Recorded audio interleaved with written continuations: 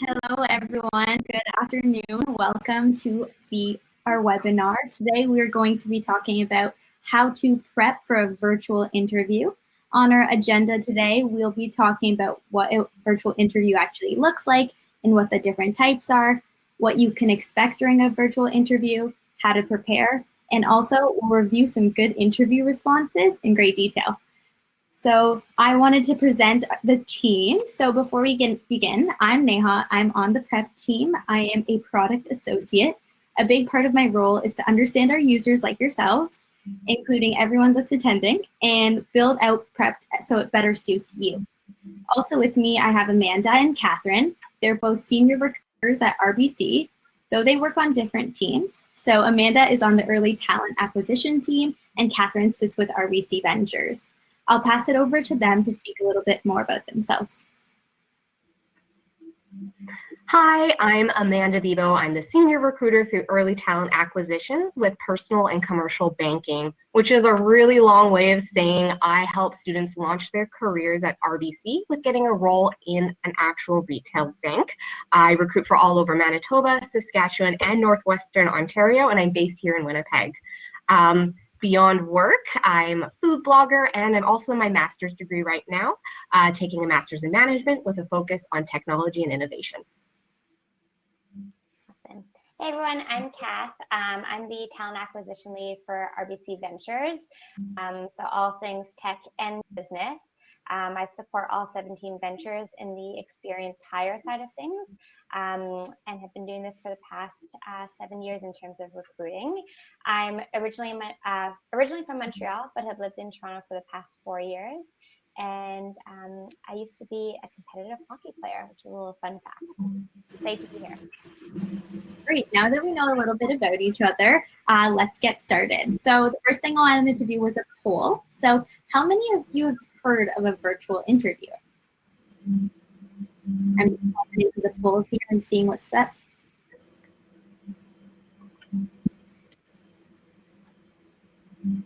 Great. I'm really glad to see you guys have heard of them. Okay. So I wanted to start by asking, what is a virtual interview? So it's just an interview. The only extra, or not extra, is you don't have to find the place. Sometimes you'd be like, go early, you're not sure where to go. All of that is done. It's more simply a link online. So it's nice to not have that stress. And then there's two types of virtual interviews. So there's pre-recorded and a live video. So pre-recorded interviews are one way, and they're done on a video recording platform, whereas like a live video interview are two ways and done in real time on a video conferencing platform. So this would actually be considered more of like a one-way style because you can see us, but we can't see you. So questions in pre-recorded interviews are usually set beforehand, and your responses are sent to the recruiter. Whereas in a live video interview, your interviewer will ask you questions and it'll be much more conversational, and it's closer to the style that you're used to, as it's more similar to in-person interviews. So Amanda, you told us that you're familiar with these ones. So what has your experience been with virtual interviews, and how do you see them in becoming more popular? Yeah, definitely. They're usually used at the pre-screening stage, or unless a candidate is far away and unable to get into the office place. And they're really growing in popularity, like leveraging any type of technology. It's just growing the more it's used. I think it's a great tool, and I'm really excited to share more about this. Great. All right, so what you can expect for each of these interviews. First, we'll talk about pre-recorded. So there's a few different ways this can be done. You'll either be provided with a list of questions beforehand, or questions will pop up on a screen and you will not know what they are and then beforehand and just have to answer them, or it can actually be a combination of the two. So you might get some questions beforehand and then followed by some other ones that you were not as prepared for. And typically you'll be able to review the video where you're like, so that you can see how your response is, and then you submit it onto the platform and it would go to the recruiter. Anything else you'd like to add to that, Amanda? Yeah, don't overthink it. A lot of times with those pre-recorded interviews, you might want to take 700 or 50 takes. Just take a deep breath, put on a smile, put your best foot forward, and be confident with that first thing that you put out there. Great, I love that. The next thing for live video interviews, like I said, it's more similar to what you're used to, but it's just online. The recruiter will provide you with a date, a time, in a room. We'll call it a room, but it's just like a virtual link. And at that time and date, you'll log in, and it'll be just like a regular interview. They'll ask you questions, and their objectives here is really just to get to know you. And before we move into the preparing for a virtual interview, Amanda and Catherine, is there anything that you'd like to add? You know what, just like how I said last time, deep breaths, you have this, it's all in your confidence, don't overthink it, go out with a smile and you'll do very well. Yeah, I think you guys said it well. I think the right thought is to just take it as a regular interview. So still wake up early if that's what you're going to do. Still give yourself, the half hour, the hour in advance to kind of get yourself in the mind space that you're going to be setting up for an interview. And then, like everyone has said, be yourself. Try not to come off too rehearsed. I think that's the one thing, is that you really are just kind of speaking like we are right now in an interview, person to person. So just taking it as is. Great. All right.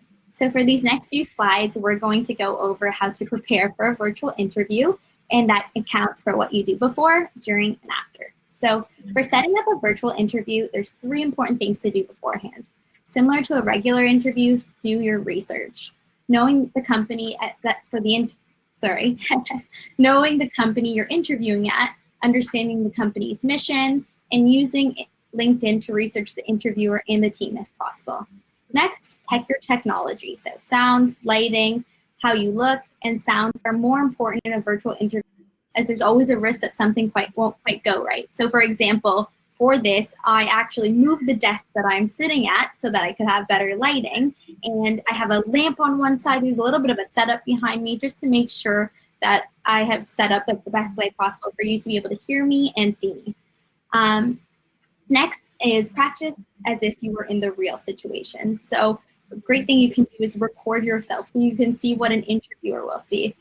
Try to do it the same time of day so that you know everything and you can adjust lighting as needed. So Catherine and Amanda, is there anything you'd like to add or any special tips? I think the company research piece is a really important piece. It seems like a simple thing to do, but oftentimes maybe a question that'll come up in an interview is, what interests you about our company, or what is it that, has drawn you to us? And having done the research, you can generally find some things that you're really interested in that company about, and can just speak to it pretty naturally. So I think that is something that's really important. And then also reviewing the job description, because that can almost serve as a template for when you're preparing. They highlight the qualifications and the skill sets that they need. So those are things that they might talk about throughout the interview that you can kind of have your responses a little bit, prepped for. And I also love your idea of getting your station set up beforehand. I as well, even for this webinar, I have a light over here, which brings it a little bit brighter in the room, and make sure there's not too much clutter behind, which kind of makes things a little bit easier. Great. Yeah, I think one big thing as well with a virtual interview is to make sure you stick to your normal routine. So like we had mentioned earlier, not driving into the location anymore, but if you were, you may have blasted a favorite Beyonce song or something. So maybe do that at home, pump yourself up, get yourself into that mindset. Another thing that I love to do is to take a scan at the recent headlines, maybe through Twitter or some other online platform, and just to see what's really relevant for that company in the current state, so you have something to talk about if you need to. Great, thanks. That's really great advice. So moving on to what to do during the actual virtual interview. So show up early, just like you would for a regular interview. This gives you time to make sure your tech is still working, so you don't have to spend time figuring that out during the interview. Next, dress the part as you would for your regular interview. Here you can do research on what the companies usually like, whether it's casual, business casual, or formal. And your interviewer only sees the top half, so make sure that you're setting the right first impression. My favorite part is that I can be formal up here and you have no idea what's going on below. So lastly, it's look at the camera, actively engage with the camera, and don't forget to smile. It might feel a little bit unnatural at first, but that's normal since you're not usually used to talking to a camera. You see a person. And then lastly, be yourself. The interviewer wants to get to know you, and that's the whole purpose of the interview. So shine and do whatever you would normally do to really stand out. Anything, Catherine and Amanda, you'd like to add? Yeah, I think you really covered some of the main points there. I think it's not, thinking too much about it, and maybe even pretending that you're in a coffee shop or in the office with this person as opposed to screen to screen. We're all getting a lot of practice right now, I think, during this time where everyone's FaceTiming or Zooming. So it can kind of give you a little bit of that familiarity of just speaking to the camera. But I think being yourself and really letting your personality shine through. That way you're not coming off maybe too robotic or rehearsed, and you're really kind of, showing your personality a little bit. Great. For sure. I'd also like to add that you should utilize your active listening skills when on video, right? Nod, say, agree. Make sure that your interviewer knows that you're actively engaged in the process. Smile, switch it up sometimes. That really goes a long way. Great. So moving on, what do you do after the virtual interview? So an interview is a two-way road. So if you're in a live interview, you can prepare questions just to get to know the interviewer better or even the team. And always ask for next steps. If you're in a live video interview, you can ask this at the end. And if this is a pre-recorded interview, you can ask for next steps in your thank you email. And if you did a pre-recorded interview, you can also ask the recruiter to confirm that they've received your video submission, just to go above and beyond. Always say thank you. It's so important, and it can go a really long way to show how interested you are in a role and that you're just happy to be there with them. Any tips you guys have after an interview that you think has really helped the candidate stand out? I'll go ahead. Catherine, I'll ask you. I think taking the time to think back on the interview afterwards and reflect on, what you talked about and what the hiring managers might have talked about in terms of what the role requirements are, what the culture is like, and so on, so that when you are following up in that thank you email, maybe you're highlighting a piece of the interview that really stood out to you, and maybe makes that email a little bit more personalized than your regular thank you email. I think that can really help you stand out a little bit more as well. Great. I completely agree, Catherine. I also love to see it when a candidate emails me to say thank you for the time for that virtual interview or any interview, to really add a new piece of information, right? In the business world, you don't want an email just for the sake of receiving an email. There should be an action or something to come out of it. So beyond just the thank you, maybe the candidate can use this as an opportunity to expand on a certain skill set, draw lines through some of their experience, or to just say simply, I'm really excited about this role because of what you shared with me today. Great. Now we're going to go over what a setup looks like. So here's an example of an interviewee on Zoom, and then Amanda and Catherine, what are your thoughts on this? A little busy.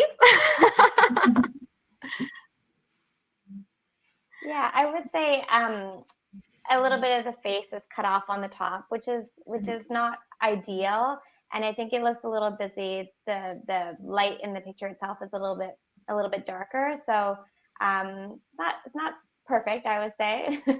Great. That's why the other thing I noticed on there is that the interviewee actually has a glare on their glasses. I feel like that's one thing that it's tough when you wear glasses. I usually wear them as well. But what you can do is practice, like set up your lighting ahead of time. Make sure that you can actually make eye contact. Eye contact is so important in the conversation. Actually, for a screen. So this is a different setup. And what do you, Catherine and then Amanda, think of this? Yeah, I think this is great. I think it's very clear. It's very simple. The attire is appropriate, and you can see the candidate really well. So I think that's a perfect picture, a perfect setup, essentially. The background's very clear. Really, it gives the hiring managers the focus of the candidate versus anything else going on. Now, this is an example of a perfect setup. The candidate is there. She's clear. You really feel like you can engage with her and get to know her and her skills a little bit better instead of just focusing on her outfit or what's going on in the background. Great. All right. Now we're going to move into how to respond to an interview question. So there are two types of interviewing questions. There's general and behavioral. With general questions, the interviewer is just looking to get to know you, your motives, and your career path. Whereas with behavioral questions, the interviewer is looking to understand how you've handled situations in the past so that they can gauge how you'll act in future professional situations. So we've listed a couple of sample questions, and we also are going to give you a handout of the most common interview questions. This is also a worksheet that's available on Prep, but we're going to just hand it out in the chat section. And if you don't get it now, you can log in later and just grab it there. So for a behavioral-based question, in particular, we recommend using the STAR method. And the STAR method provides you with structure to your answer, and it makes it easier for the interviewer to follow along. So here's what a STAR stands for. It's situation, and it's to help provide background on the environment and who was involved. Task is to define what was expected and your responsibilities. Action is to explain what you did in the situation. And lastly, result is what was the outcome and what did you learn from it. So before we head into the sample, Catherine and Amanda, is there anything you'd like to add? Yeah, I think this is great. I think one of the important things is really focusing on work that you've done. I think oftentimes it's easy to talk about what your team has done and what you did as a group. But if you can be more specific and talk about the work that you completed, it helps the hiring manager understand what your skill set was, what accomplishments you achieved, and gives them a really clear idea of what the work is that you completed in your previous role. So I think those specifics are really helpful. And oftentimes it's helpful to say, give an example of maybe the last couple years versus, 5 or 10 years back. More recent experiences are often, really relevant to the role at hand. I love the STAR method, but I know a lot of students and young grads really struggle with this because of their limited work experience. So I always like to remind candidates that your example doesn't have to come from a paid work experience. It could be something that you accomplished in the classroom setting as maybe a team leader, maybe it's through any sports or community groups that you're involved in, or could even be through volunteerism. And if you're really stuck, maybe talk about something in a family dynamic, because you are always building your skills through everything that you do. So it doesn't have to just come from paid work experience. Perfect. That makes a lot of sense. Thanks. So for this session, we picked a question, and it's, tell me about a time when you had to work with someone who had a very different style than you. And here is my response. So, situation. I was assigned a new manager and had a very different working style and communication style. She was a very hands-on leader and often let her emotions influence her attitude at work.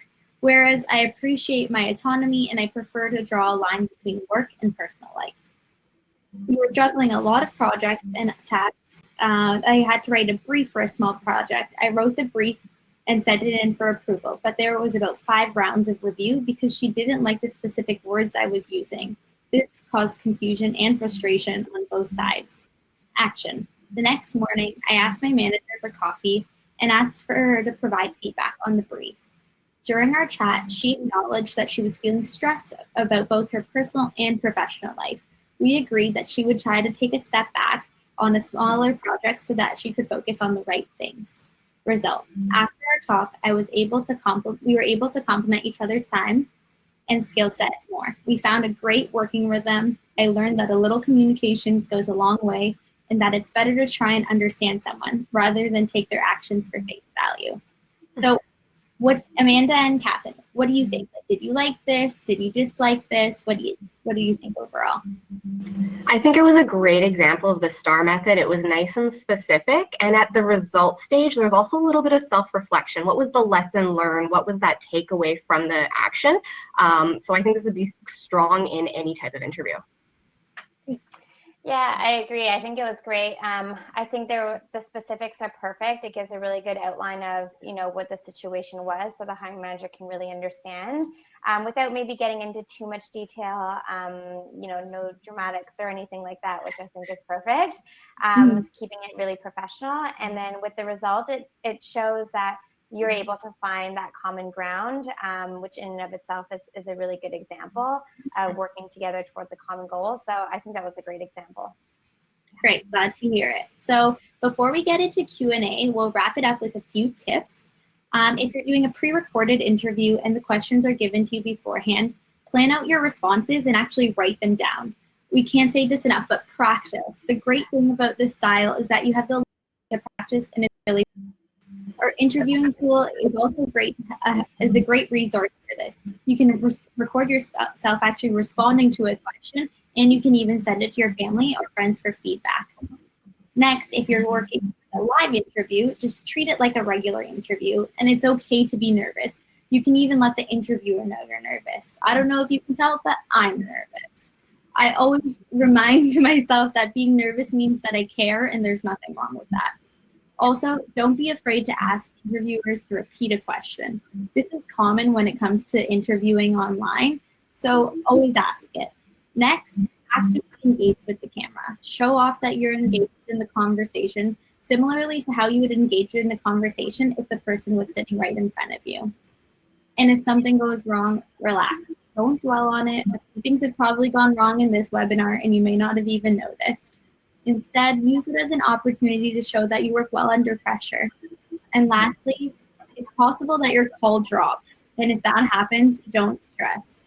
Instead, just try to rejoin the call and email your interviewer right away asking for next steps. If the problem does persist, email them to set up another time, because nobody wants to be continuing an interview when they're feeling flustered with tech problems. Amanda and Catherine, anything you'd like to add before we hop into the Q&A? Yeah, of course. I think it's really good to come into an interview prepared with questions, and also if you want to write down anything. So a notebook is your best friend. I always have a pen and a notebook in hand. I've seen a lot of candidates put sticky notes around their laptop and their camera, and that can be really distracting sometimes. So I would prefer to see a candidate take a look down at their notebook, go, aha, okay, and then continue back into the conversation instead of trying to look like they remembered everything, because that's just not realistic, and I don't mind that. So instead of looking off in the distance, definitely utilize your notebook, always your best friend. Awesome. Yeah, I think these 5 points are really, really great. I think what it comes down to in a summary is making sure you do your research on the company and make sure that you have that genuine interest there, and have, you know, some questions prepared.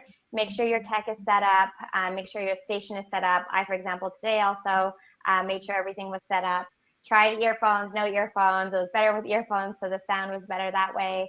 And for example, you know, when I'm sitting here, I'm trying not to move around too much in my chair, small things like that, that could be distracting when you're speaking to the hiring managers. And then again, just be yourself. Try not to be too nervous. Compare it to just having a conversation with someone, and really getting to learn about something new, which is kind of the fun part of it. So be yourself, and then make sure you follow up afterwards with some key points that you may have taken away from that conversation. Great, thanks. And now it's time for my personal favorite. It's the Q&A portion. So if you haven't already, hop into the chat and ask any questions that you may have for our HR pros. Ask away, and we'll get to those as well. So let's see what we've got today.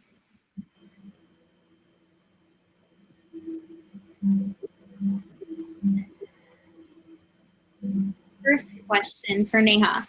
Please talk about how you can access the interview recording tool. Great. All right. So I can answer this very easily. What you have to do is log into Prep and go to our learning library. There's a section called interviewing, and you can access our interviewing module. So you can choose interviewing questions. Then you get to write them out, the STAR method, just like we had mentioned earlier today. And then that's when you get to practice recording your answers and sending them to friends and family for feedback.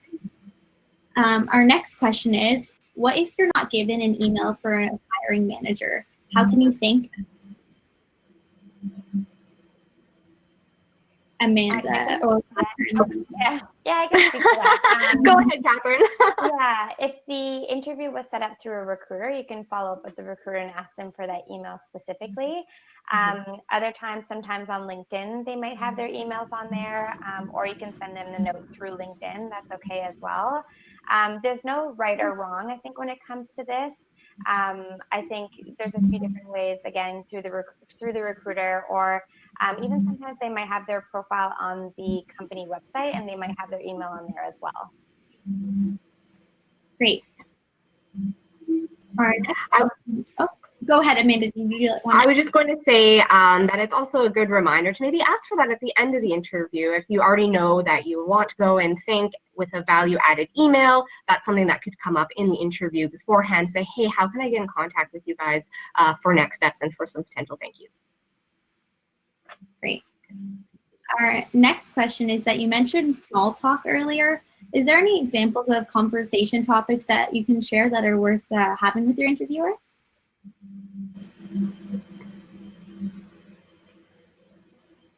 Amanda, I'll go for this.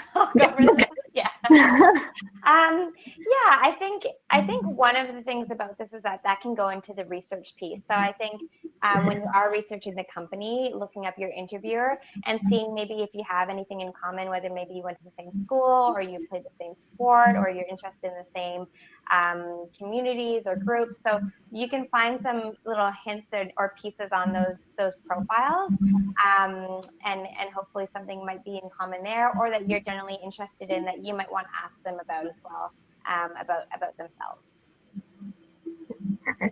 In the campus space, I always love to hear candidates ask about our personal education and our history and our background in at the organization, our university and college. That always sets things off really well.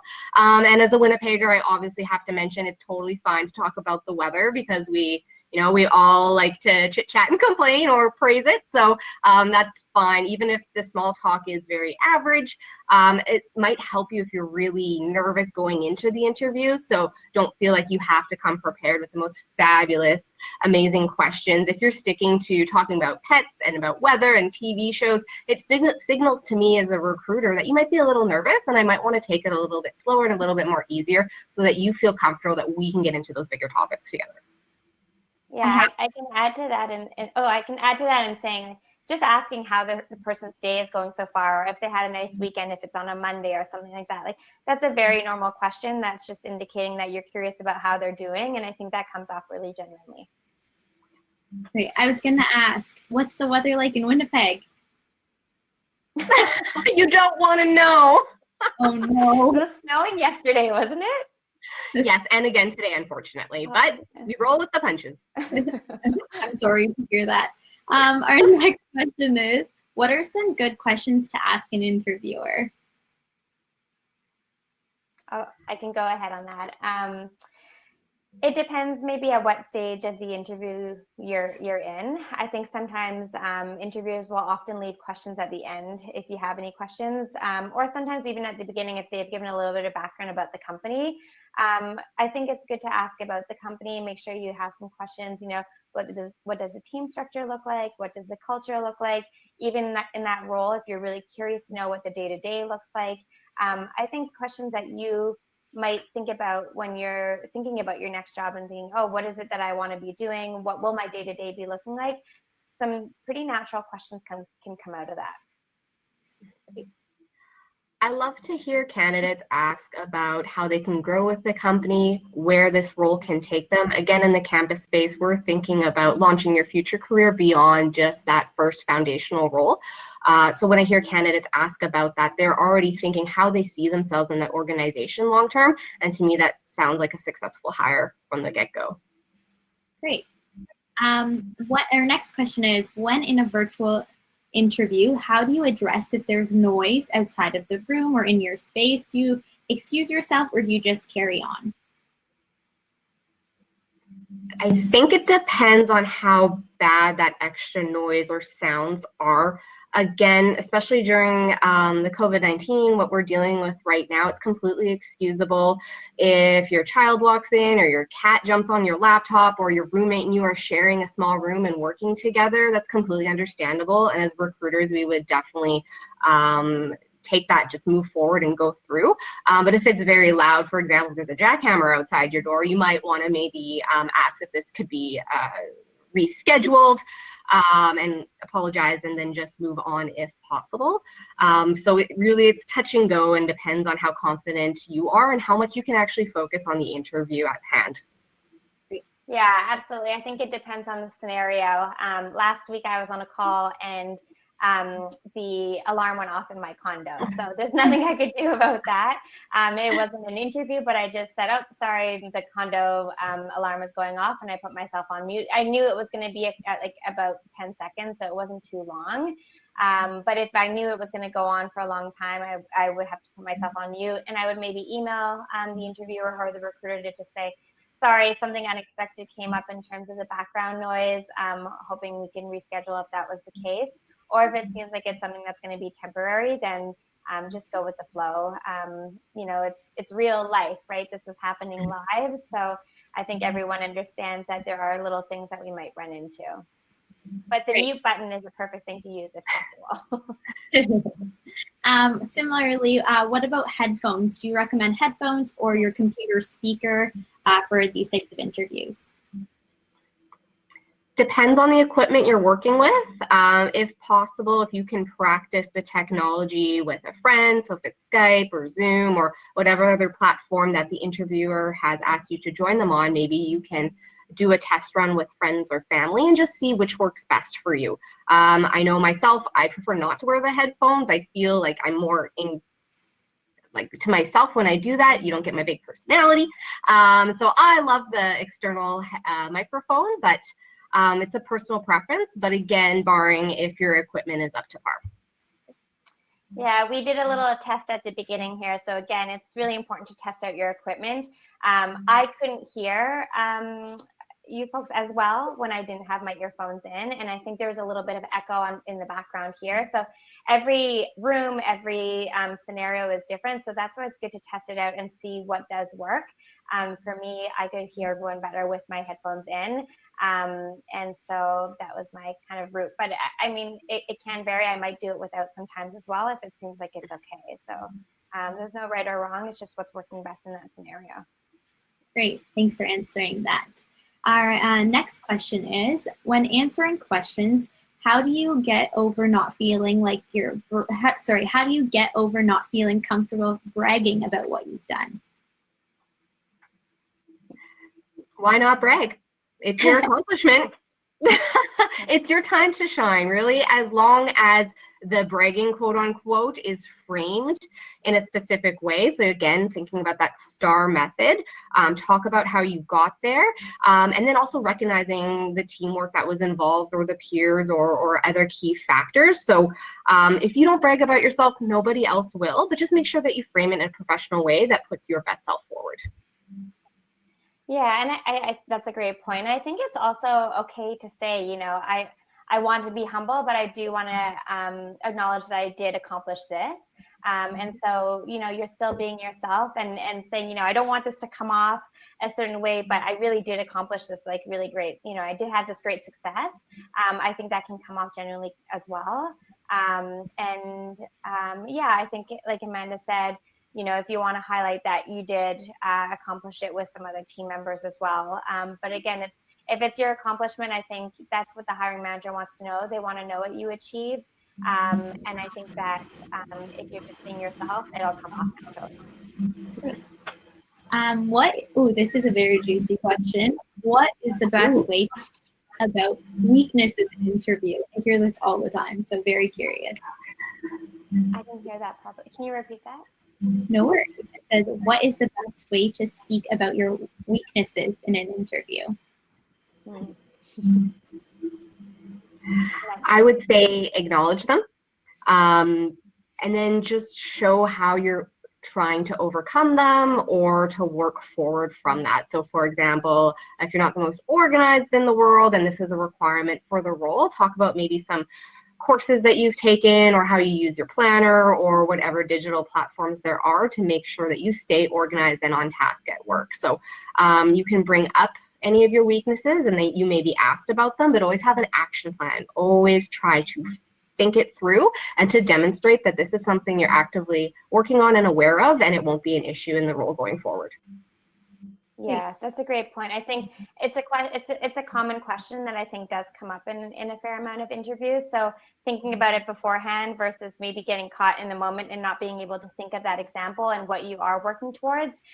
So it's always good to do that as part of your prep, is understand, you know, what are your strengths and what are your weaknesses. And if you know, we all have weaknesses. We're all human. So making sure, yeah, you highlight, what you are doing to kind of work on that. And maybe even some examples of, in the past where you ran into something and you're able to overcome it, even though it maybe was a weakness. So I think it's, making sure you do that prep, and those answers should be able to come up naturally if you're in the moment and you ask that question. Great. Our next question is, how much should I practice before an interview? I think it's I think practice is an interesting word, because you don't want to sound rehearsed when you're talking to someone. Like right now we're having a natural conversation, these questions are coming up, but I think it's making sure that you run through the questions and you practice them, but you don't rehearse them, so that when the questions come up, you already know a few key points that you want to talk about. I would say run through it 3, 4, 5 times and make sure that you kind of have those ideas in mind. If someone comes up with that question, you have a few points to speak to. And I would hesitate for a candidate to try to find the questions that are going to be asked in an interview online, especially for those live virtual interviews, because if you practice those questions to a T and it turns out that recruiter doesn't ask you that, you're severely unprepared. So going into an interview, your preparation should be going on prepped. It's a great tool, as well as to just think about those overarching things that you want the hiring manager and the recruiter to know about you. What are your strengths? Where are your career goals taking you? What you hope to accomplish by getting this opportunity and aligning yourself with the organization? Those are the things that you should practice. And again, in terms of virtual interview, practice your setup, practice your background, your outfit. Just make sure that you're confident, but to think about the exact questions that they're going to ask you and spending time researching that online, it may not be the best use of your time. Great, thanks for sharing that. That was really interesting. What are your thoughts on asking in an interview, what are your expectations for this hire? I didn't hear that question properly. Sorry. That's okay. That's the best part about these things. Just like an interview, you can ask to repeat the question. That's fine.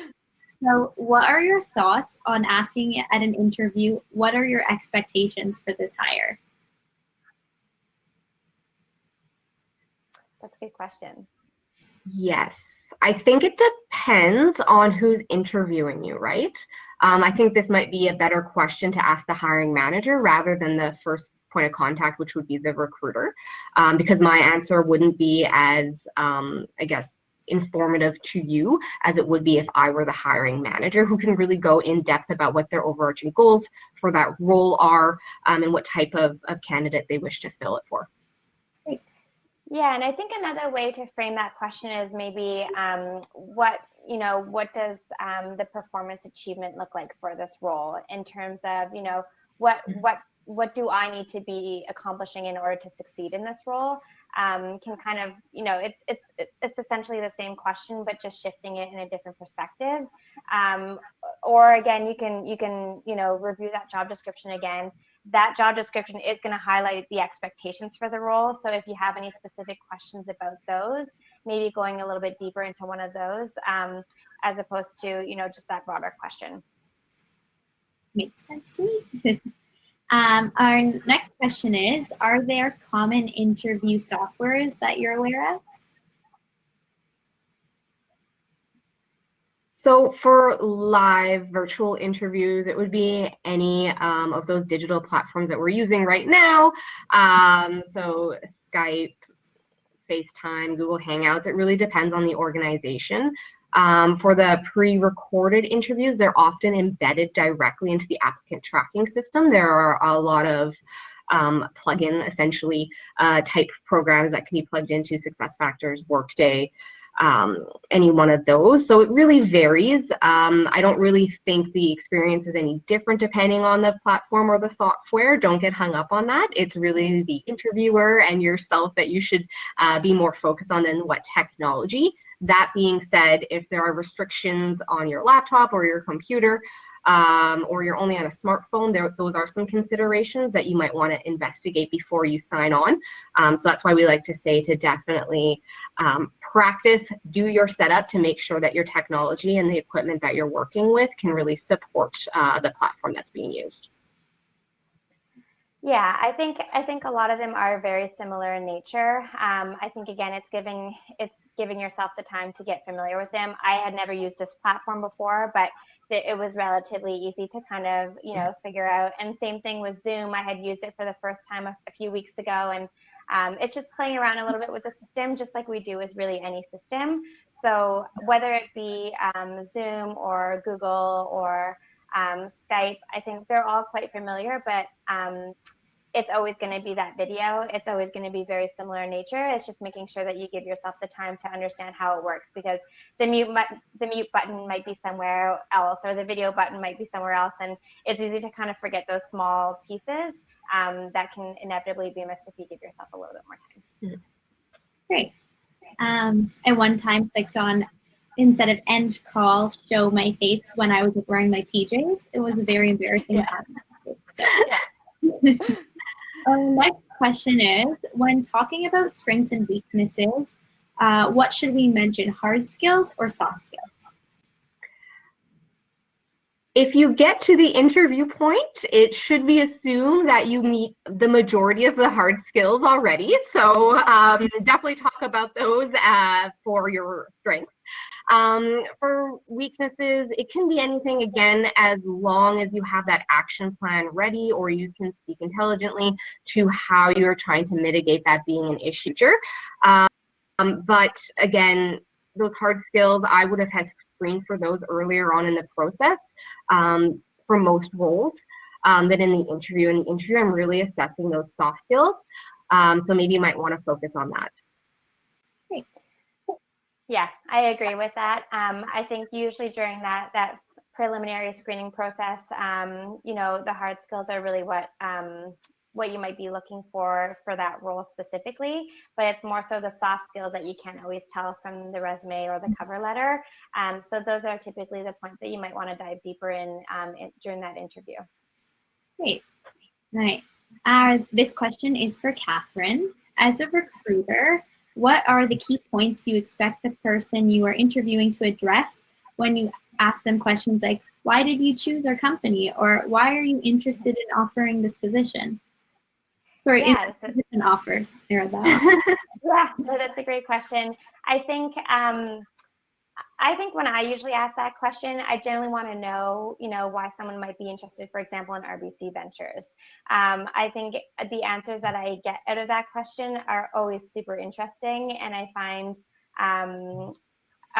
they usually come out quite genuinely. So, whether it be that someone's really interested in the work that Ventures is doing, or wants to be a part of the work that we're doing, they see the impact that it's creating within Canada. I think, oftentimes I'll hear examples about the different ventures that we're working with, and so knowing that a candidate can speak to Prepped or speak to Amply or speak to Rocketman, and they have specific examples, it really showcases that, okay, they really checked out our website and looked at, a few of the different pages on our website, and are really kind of speaking to that. And it shows the interest level, I think, because it means that, they can speak to those points that they've looked at, which means that they've retained the information, and, they know what they're interested in, essentially. So I think those are some of the main points that I often like to hear. Yeah. Great.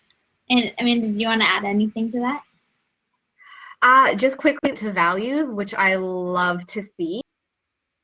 That really, as a recruiter, shows to me that you are really excited about the company, believe in our mission and our values, and would be someone that would really do your best, not just for your own sake, but for the sake of the company. Great. I also love this question. Sometimes I feel something towards a certain one. This question is, what is the best way to ask what are next steps?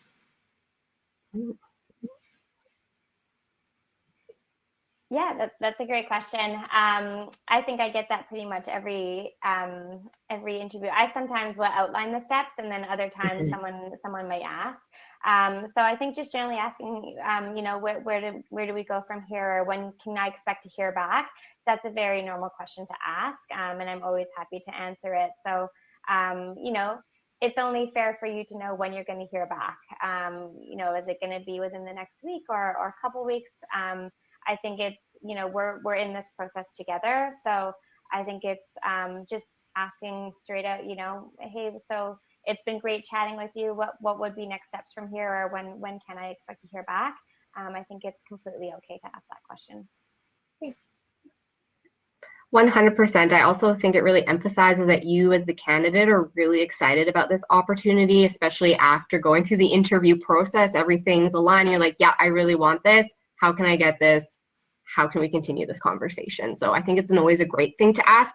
Again, most of the time, the interviewer, the hiring manager will definitely offer that information. But if the timeline isn't clear to you, or if you have some questions about that, for example, you're going on vacation, that sort of thing, it's always great to have that conversation at that stage. Great. Oh, the next question is, we spoke about this earlier, but I wanted to make sure that but sorry, I'm reading a little bit wrong. All right. So the question is it acceptable to refer to notes? So you were talking about like Post-its versus notebooks. So is it acceptable? Definitely.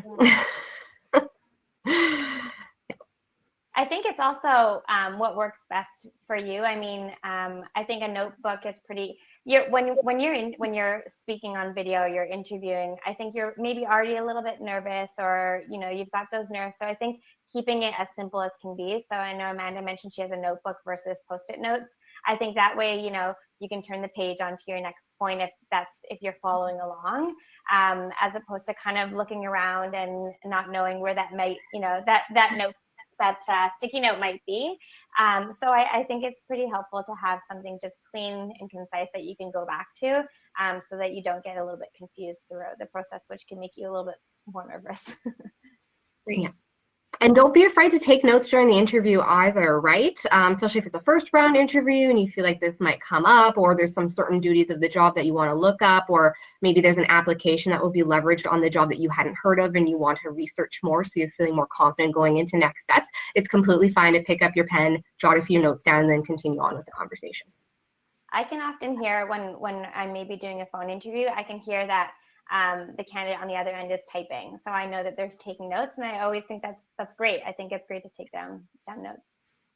Great. Our next question is, how should we handle that salary expectation question? That's a good one.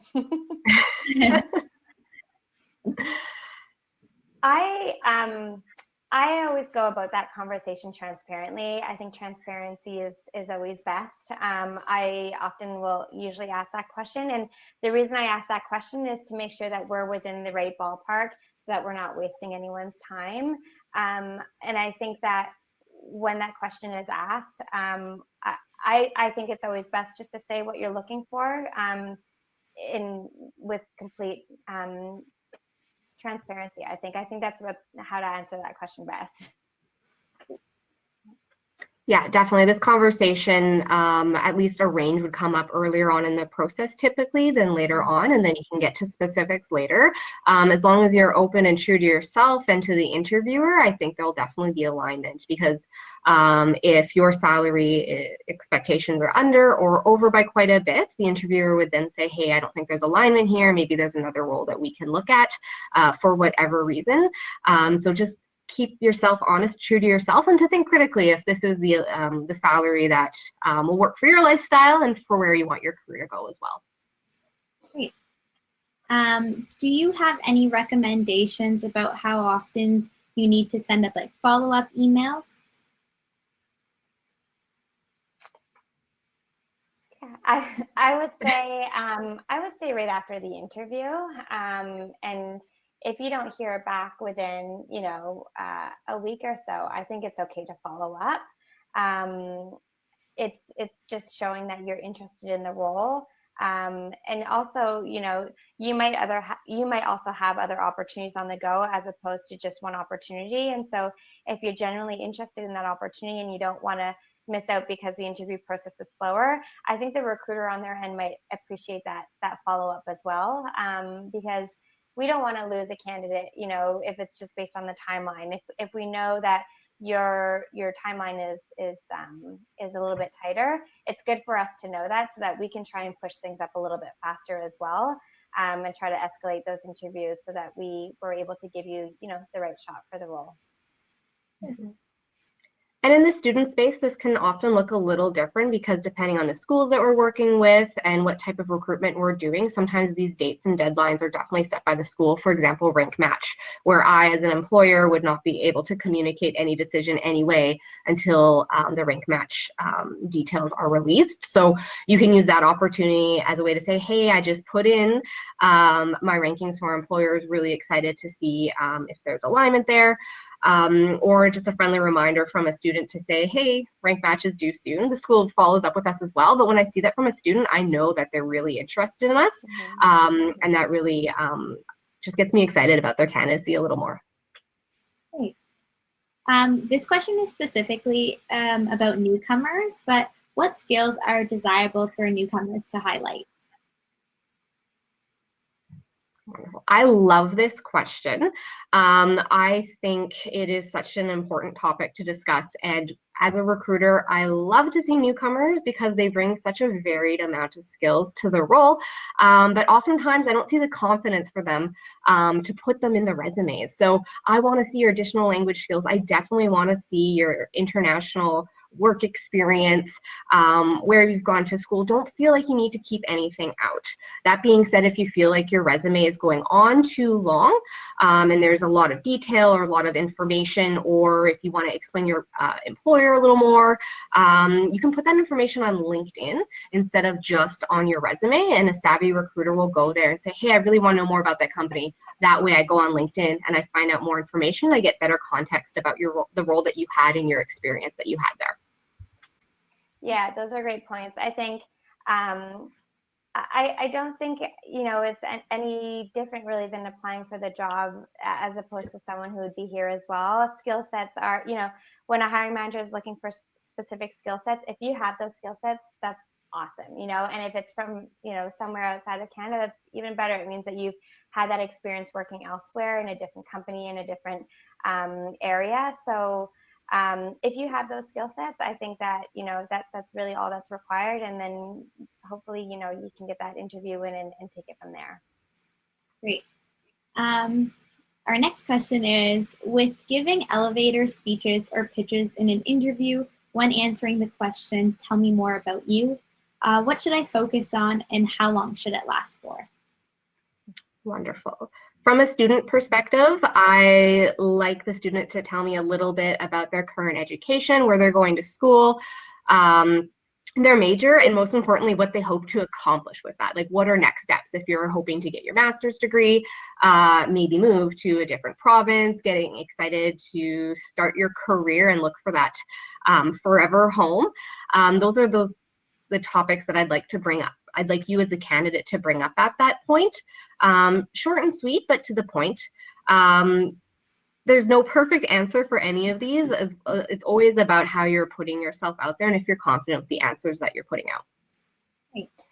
And I think it's okay as well to clarify, if you're not sure if they're asking about your work experience or about your, just who you are as a person. I think it's okay to clarify that question as well, unless they said, can you walk me through your resume end to end kind of thing. But I think it's great to focus on, the experience that you've had so far. And I think we all love to hear a little bit about yourself as well, what maybe some of your hobbies or interests may be. It gets, you're able to kind of build that rapport a little bit better. So don't be afraid to talk about that as well. Great. We have a question for Amanda about work in Canada with reference to newcomers. If a person is not confident in their English skills, are there opportunities to develop English skills on the job? What other opportunities are there to develop language skills? Oh, definitely. So it depends on if you're an experienced professional or student. So on campuses, there's definitely a lot of student groups or your career office you can go to. So that sometimes some career professionals can have one-on-one mock interviews with you to really boost your confidence and to give you real-time feedback as well. Prep can help with that.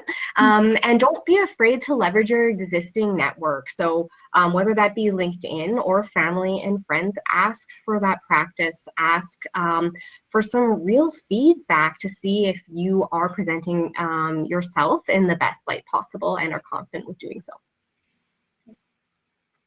Anything you'd like to add? I would add to the point that Amanda's talking about in terms of practicing with family or friends.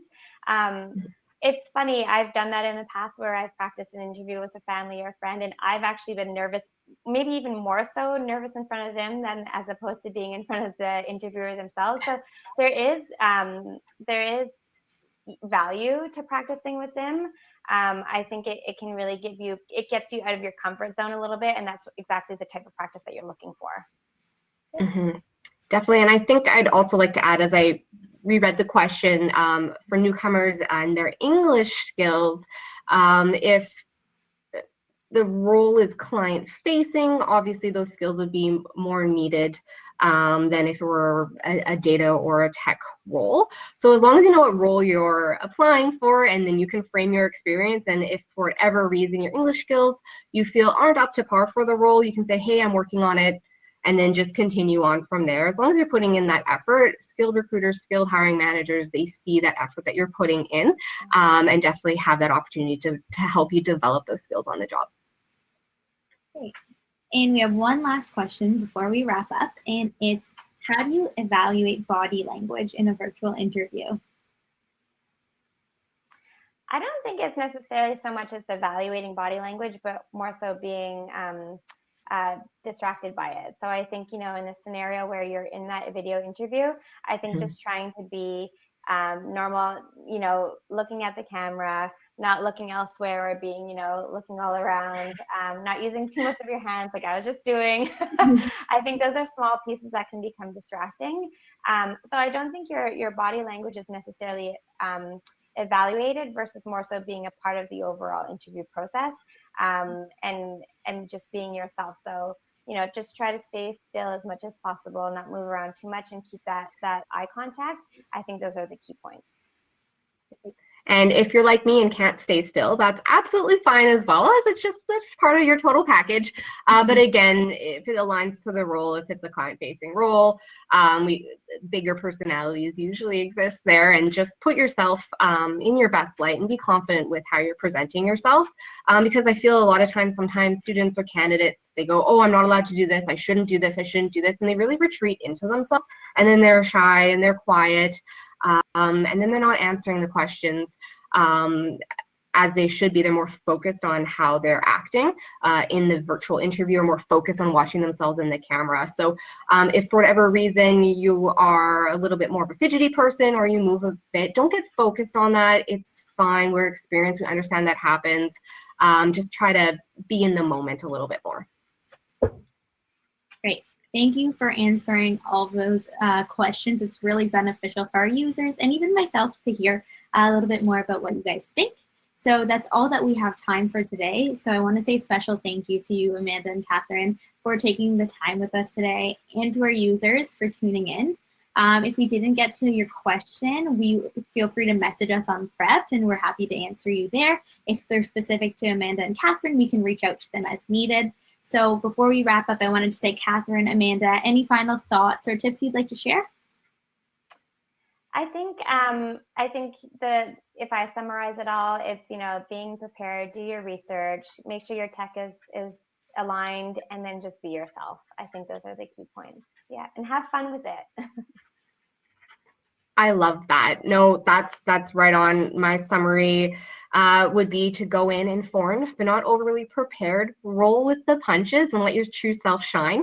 And be open and honest with the interviewer about your excitement about the role, your answers, or if any difficulties that you're experiencing, technical or otherwise. Just go with it. Great. Thank you both for sharing, and thank you for everyone for being here. Our next webinar will be partnering with our friends at Arrive, a platform for newcomers to Canada. We'll be talking about how to expand your job search, so stay tuned for the sign-up link coming out next week. And that's all we have for today, so have a great day, everyone, and have a great long weekend. Thank you. Bye. Hi.